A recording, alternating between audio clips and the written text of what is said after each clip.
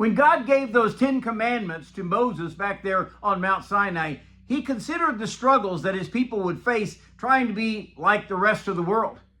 Good morning. This is Pastor Ernie Lewis of the Blue Point Church in Sisney, Illinois, with your thoughts from God's Word for Tuesday. You know, the second commandment is basically to counter what they had been taught in Egypt and what we would face today in the world around us where we live. In every country, there were large temples where they housed their gods in the form of animals and birds and beasts, or some huge statue of maybe even a human-like being.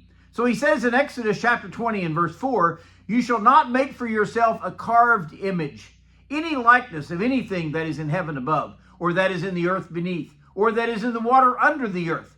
You shall not bow down to them, nor serve them. For I, the Lord your God, am a jealous God, visiting the iniquity of the fathers upon the children to the third and fourth generations of those who hate me, but showing mercy to thousands, to those who love me and keep my commandments."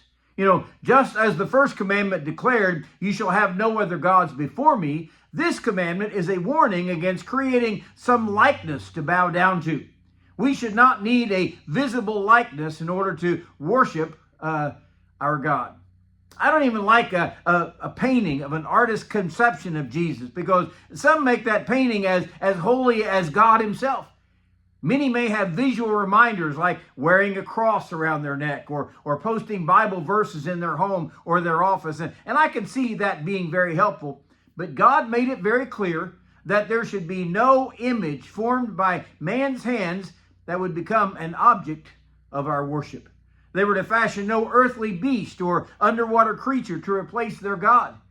This is so ironic today that God has just etched out this commandment when the Israelites are at the foot of the mountain fashioning that golden calf out of their jewelry that they would worship and call their God.